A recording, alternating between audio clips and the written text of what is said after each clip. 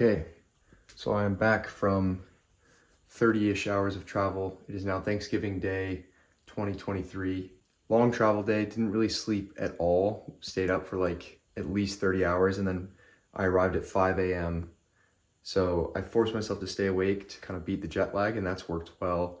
But we're off to the ground running. So I'm treating this time back home here for holidays and then my brother's wedding as a time to really focus on work. So I'm doing kind of this Vitruvian sprint, and if you're in my Discord community, you're participating in that, kind of like a 6-week monk mode, if you will. Kind of hate that word, but I created kind of you see in the background, I have my whiteboard of action items and affirmations and kind of crazy gibberish stuff back there. But my daily inputs, which I've kind of shifted over the last year of making all of my goals in general to be input focused rather than output focused. I was even looking at the beginning of my notebook because we're coming to the end of the new year, and a lot of those goals were output focused, like X amount of followers, X amount of people through the program, X amount of money made in the business. And ultimately those are completely out of my control, and I've shifted through this year all of my goals towards being input focused. Like, what are the things that I can do every single day that will likely constitute the outputs that I'm focused on? So it's important to know where you're aiming at, but you can't necessarily control when that thing may or may not happen in your reality. So the inputs that I have for me are get a walk in, be creative and write in the morning. As you can see, I've already interacted with my Discord community for today. Do my outreach, some sort of post, make sure I'm doing the vlog. That'll get a check mark after this clip. Do some sort of training, and I do include at least one recovery mobility day per week in that. Sauna every day, hit my nutrition goal, and then read. The book that I'm going to be marching through is I'm back to my copy of the Bible, but I also got, and as I've mentioned on this vlog in the last episode, I'm a big Stephen Bartlett guy, but Diary of a CEO. Gonna be making my way through that, seeing how that book is. I haven't read his other books, so that'll be the first from him. But things, like I said, are off to a quick clip. I also reached out to I'll say acquaintance from university. I was the president of my fraternity. He was the president of his fraternity. We were presidents at the same time. Hadn't really spoken, but interestingly enough, he also chose to go into content creation post-university. He has his own podcast, so I reached out to him, saw that he was back in Atlanta for the holidays. We're gonna connect actually tomorrow and record an episode likely on Georgia Tech's campus, which I think would be really cool. Should be a really cool conversation. His name's Carter Abdallah. And yeah, in the meantime, Brian Kimpson's on the list as well for this month.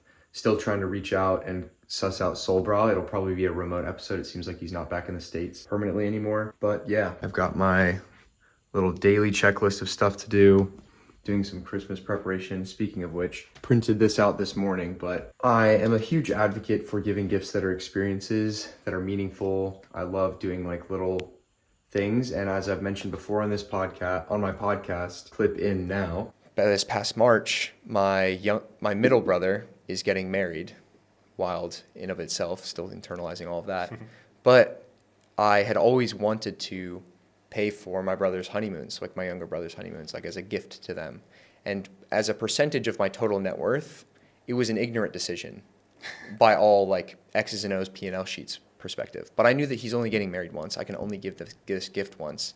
And I want him to experience abundance. I don't want him using his frame and mental model around money to be like, let's get the discount honeymoon trip. So I wanted to just give him the gift of abundance. Similarly, my youngest brother is still in university, and he'll be attending a European study abroad this spring semester. And I don't want him to be limited in his decision. I don't want him to be stressing about money at all when he's in Europe. I want him to be totally present. So the gift that I'm giving him is, as you can see here, I made this guy in Canva. I put up screenshots in the video, but it's like a little plane ticket. I'm calling it a yes ticket. It's got some like cool flight details. Anyway, you'll see it on the screen. But the idea behind this is that it says like redeem to me to get the value. I'm basically just gonna give him a $500 check, which should be good for pretty much any destination within Europe, a full weekend trip, accommodation, flights, whatever experiences he wants to do over a weekend.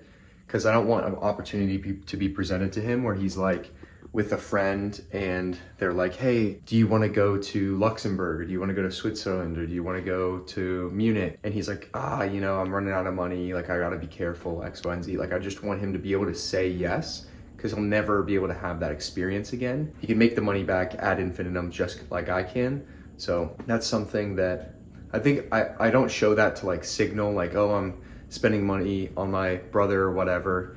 It's way more to just put into context like why building a business for yourself and making money even matters in the first place. It's like to give you the life that you want, but then ideally pour back into the ones that you love.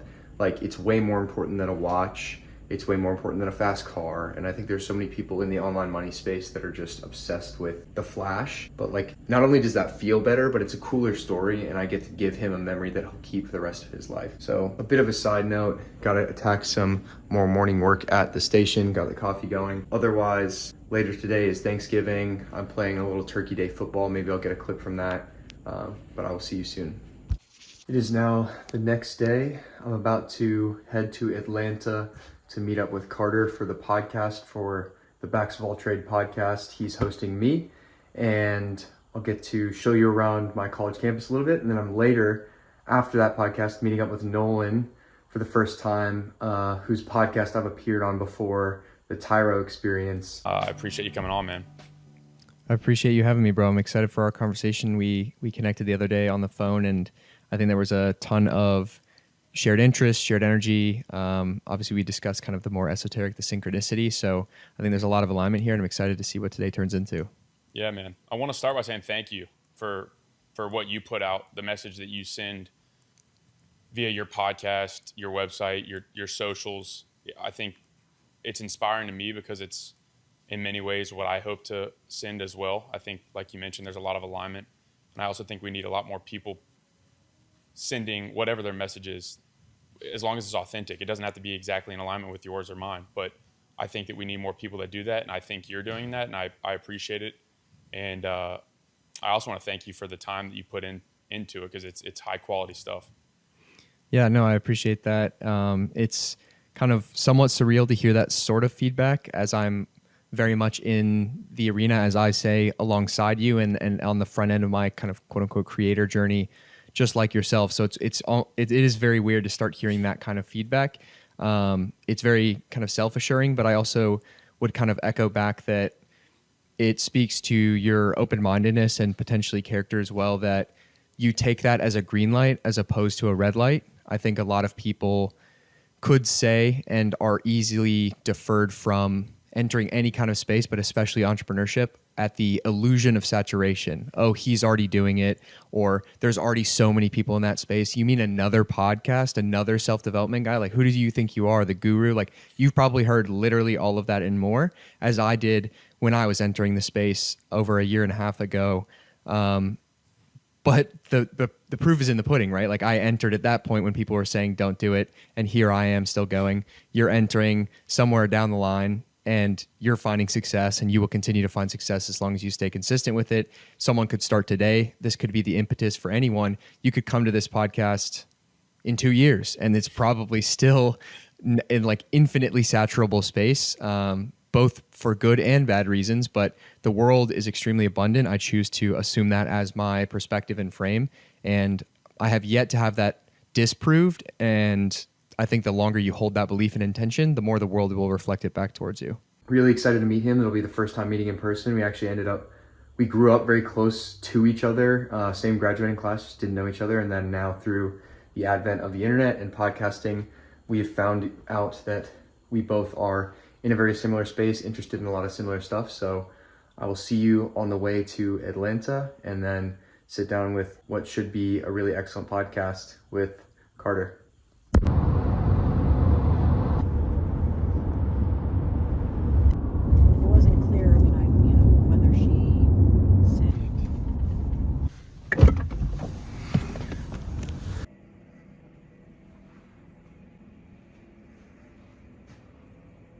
You have taken a very non-traditional path following your degree from Georgia Tech at a premier institution. You studied biomedical engineering, essentially a title that most people would dream to have, to then go pursue a very traditional but great paying engineering job. You basically said, I'm not going to do that. And you have started your own company in a number of different ways to actually gain income. And you actually just recently got back from Bali, where you were for a couple months, which I want to discuss in a minute. I want to ask a bit more pointed question, which is, how do you feel as someone who is doing essentially what so many people dream to do? And I'm going to use the term escape the matrix. And I think that a lot of people want that and they idolize it, but without sort of the qualities that I think that you present and the actual work you did to get there. I think that people think it's either easy or that maybe they should do that, and actually their personality may indicate otherwise. And so I'm wondering how that journey has been for you, but I want to hear about your journey to actually saying, hey, I'm not going to take the 9 to 5. I'm going to go pursue my own thing. Yeah, a lot to touch on there. And I'll start at least with kind of addressing the audience or the people that might like, hey, I want this non-traditional path. I want to work online. I want to be able to travel. I want to do X, Y, and Z. That is awesome. I'm extremely bullish in like the nature of like the work that I do, the program that I've built, and the content is like curating a sense of heightened self-awareness, like making sure that what you want is what you want. And you're not a product of mimetic desire. You don't want to live in Dubai and drive the Rolls Royce because Iman Ghazi does that. And you don't want to have like supercars because Andrew Tate has them, but you actually intrinsically find those things valuable to you. There's nothing wrong with having any XYZ desire, even this sort of lifestyle that we're alluding to, but you need to make sure that it is suited to you, because what is suited to you may not be that. And ultimately, like, I think a lot of people place desires out into the future that if I get X, Y, and Z, then I'll be happy, or then I'll be fulfilled, then I'll be the person I want to be. But like, you can still be depressed in a Ferrari on the beach, whatever it may be. So I would just say, like, always assess who you are first, and then the external world will take care of itself. Just wrapped up recording with Carter. Really great episode. He did a great job hosting, kept it super value driven the whole time. So hopefully you guys really enjoy how it comes out. I felt like I was pretty on my game. Definitely started waning a little bit towards the end. It personally felt experience. I don't know how it's gonna sound, but I was just getting a little bit tired. It's later in the day, but now I'm on my way to see Nolan for the first time, in person that is. So really excited to share that. Hopefully the lighting isn't too bad. There we go. You can probably see me better, even though I can't see you better, but on the way to the house, and I'll see you in a second.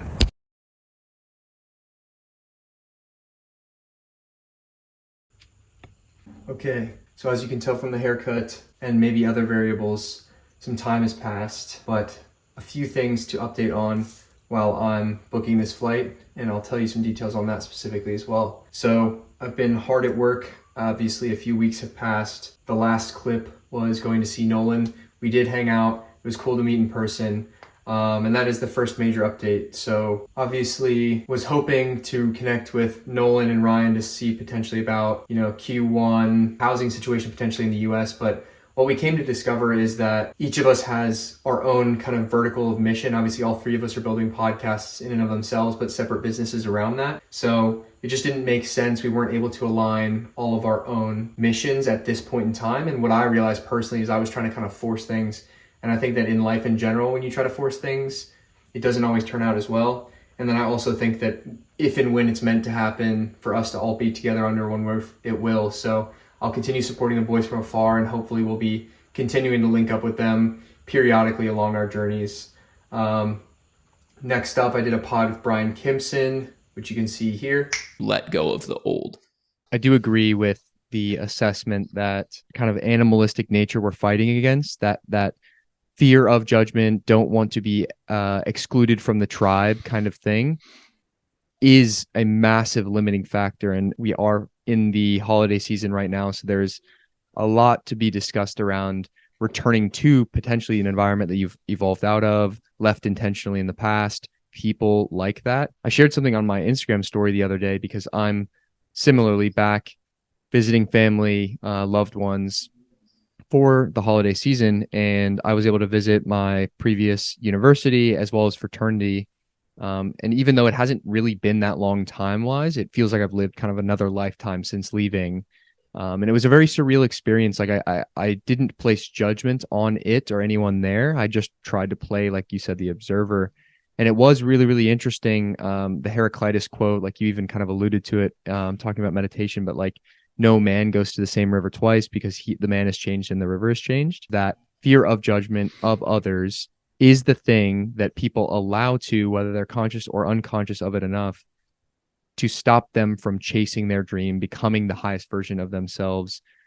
And when it is like put down in plain text, when you write it out or state it out, like, are you going to let Jim's opinion of you stop you from living a life of total fulfillment, the highest version of yourself possible? It sounds insane. That was a great conversation. Brian's a great guy. And after that, I received a DM kind of out of nowhere that was a response to a DM that I had sent almost over a year ago now to Riva, who is one of my personal inspirations and somebody who I admire tremendously as a thinker. So I got to have her on the podcast, which by the time this vlog is up, you can see. I asked her at the kind of outset of the podcast, like why she said yes to getting on the podcast with me. Riva, welcome to the show. Thank you for having me. Appreciate it. Of course, our journey together started becoming Twitter mutuals, which I thought was a cool moment, at least in my universe. I just was reading through stuff. I went down your rabbit hole. I can't remember who I was first exposed to or first saw your kind of work. And then you've managed to be somewhat public and somewhat private, which I think adds to the intrigue of your character. And I was going through your rabbit hole, going through all the stuff you wrote, on your kind of website. And I remember it came across a Rand quote, and I thought it was pretty profound. It was about love. And I tweeted that out, and then you retweeted it, which was kind of like a cool moment. I shot a message over, hey, thanks for the retweet. Would love to have you on the podcast sometime. And then where I want to kind of open our conversation is you messaged me back kind of months later, someone out of the blue, and you were like, hey, somebody sent me your podcast with Winston. I checked it out and I really liked it. So I guess I would want to lead off. I've never asked this question before, but like, what made you say yes to getting on this podcast with me? Well, I really appreciated the guests that you put on, right? Like I was like, oh, when I went through your YouTube catalog, I was like, okay, here are interesting people. Like the fact that you'd even know who Winston is to put him on the show, right? I think he's an unbelievably good writer, right? He needs to have more of a platform. So I realized you giving interesting people platforms, but also just the fact that I went through your stuff and it seemed very like philosophically and aligned with me. And I feel like most podcasts, I mean, I get DMs to do like podcasts all the time, but they're all like, this is what I messaged you about before. It's like everyone talks about the same shit, right? It's like, tell us your life story and how you got into tech. And it's like, how many times do you want to tell that story? And I watched your interviews and I was like, you asked very thoughtful questions, trying to get to like ideas and connect with people on a much deeper level. So I thought, you know what, I'm gonna reply to this guy. Also, he did tweet Ayn Rand, which I didn't know you got it from me in the first place, which is even funnier. But yeah, anyone who tweets an Ayn Rand quote is an ally, I guess. So I recommend you check it out. Just an incredible woman and thinker as well. And for her to take the time for me was really, really incredible. That was like a massive win for me personally to have her on the show. And then I've also been kind of much more aggressive with my outreach for podcasts, just aiming bigger meaning like audience size, I suppose. Because for a while I was limiting myself with who I was reaching out to. And that brings me to why I'm booking flights. So 2 people that I have been in the process of reaching out to, but have confirmed now, I'll be flying to Dallas to go see JB Copeland. You may recognize him from Instagram. Read this quote and it said, "The universe will never give you peace in something that you weren't meant to settle in." If you don't have peace in your life right now, be thankful, because this lack of peace is showing you that there's a new path for you. And when you begin to make decisions out of alignment with peace, there is a new reality and a whole new world that you are going to experience with success and opportunity and a life full of goodness that I could never explain. If you don't feel peace, it's time to move. But that was a product of, I sent out a bunch of outreaches to people that I want to talk to personally. Again, this isn't really like a clout chasing endeavor for myself. I don't really seek out quote unquote larger guests for any which reason. Otherwise I would be DMing people like, I don't know, who's in the zeitgeist, like Kevin Hart, for instance. Like I personally just reach out regardless of audience size to people that I genuinely want to talk to. And I just think that his content is really profound, his level of vulnerability and authenticity, which we will go into. So stay tuned for the vlog of me heading out to Dallas for that. I'm booking the flight to Dallas as we speak. That will be in the beginning of February. And at the end of February, I'll be going to LA to podcast with Arlen, who was at the very beginning of all of my journey. I'll probably go into more detail, not only on the vlog there, but also the podcast, onto how he's been a part of my world for a long time and ultimately was like very important to the impetus of me starting my journey online. So that'll be really exciting. And I'm hoping, because I'm going to be in LA, to like stack up some other podcasts as well. So I'm firing off DMs and messages constantly to see who's going to be in and around that area.